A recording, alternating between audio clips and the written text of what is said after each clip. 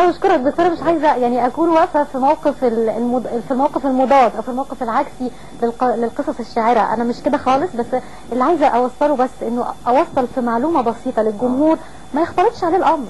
يعني إيه قصة قصيرة، يعني عفوا يعني إيه قصة شاعرة؟ تفرق في إيه عن قاص يمتلك مفردات لغوية جيدة، يستطيع من خلالها أن يقدم قصة ترقى إلى مستوى الشعر، أو شعر يرقى في درامته أو في أسلوبه الدرامي إلى مرتبة القصة القصيرة. والله هو المطلوب لا دي ولا دي، لأن دي حصلت ودي حصلت. القصة رقت إلى فن الشعر والشعر رقى إلى فن القصة، وده اللي حصل، وده اللي ادى الدليل لمن يقول إنه ليس تجديدا إنه يقول ما هو حصل، ما هو فعلا حصل. حصل ان الشعر استغل او استفاد من القصة، وحصل ان القصة استفادت من الشعر. بس طبعا انا اسف ان انا دخلت في الاول في الرد. انا اولا لازم احيي استاذنا الاستاذ محمد الاشراف ده، انه لازم هو لازم كان في الاول انه تتوضح فكرة ان القصة الشاعرة جزء اساسي منها الموروث، وانه كان طبعا الاستاذ محمد الشحات كان لازم هيقول المعلومة ديت، لان ديت من اصل تأصيل المنهج العلمي للقصة الشاعرة، انها بتحافظ على الهوية العربية.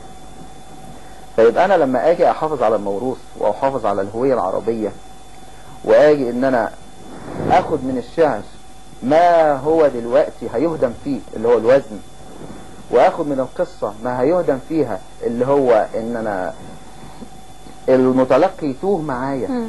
فلما اخد من دي ترتيب الاحداث السليم المنطقي مع لا محدودية الخيال زي ما قال مؤسس المنهج، واخد من ديت الوزن، والاثنين يتفاعلوا مع بعض يعملوا جنس ادبي خالص عربي خالص. ازاي اقدر اقول عليه دلوقتي انه مش جديد؟ طب فين قديمه؟ حضرتك معايا؟ انا بكل بساطة ما اقدرش اقول على الجديد زي ما قال الدكتور خالد ده مش بديل، ده جديد. مش معنى كده يعني هو حتى في الكتاب في تقديم المنهج انه مؤسس الكتاب بيقول او مؤسس المنهج بيقول ان دوت جنس ادبي يقف جنبا الى جنب بجوار الاجناس الادبيه الاخرى مع احتفاظ كل جنس ادبي بخصوصيته.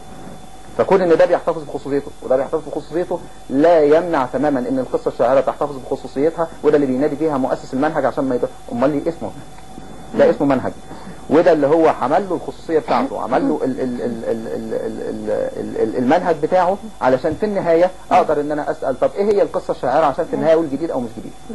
فبقى الجديد في القصة الشاعرة انها اولا جمعت ما بين الشكلين عشان تجذب انتباه القارئ، وده كان رأي لروائي كبير جدا اسمه محمد التركي توفيق، رجل لف العالم برواياته.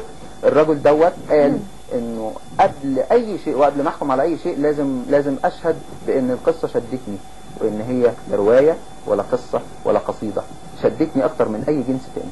انا قبل ما احكم على اي حاجة يعني انا هقرا وهقول لحضراتكم رأيي، وكمان خلي الجمهور يتابع معانا هذا الجنس الأدبي الجديد، القصص الشاعرة، الموج الساخن، تجربة للأستاذ محمد الشحات محمد، وإن كان هو رائد هذه التجربة. أنا بشكر حضراتكم شكرا جزيلا، شرفتونا، ووقتنا خلص الليلة دي في شارع الكلام، لكن شارع الكلام مستمر مع حضراتكم طوال أيام الأسبوع. نشوفكم على خير إن شاء الله في لقاء قادم. تصبحوا على خير.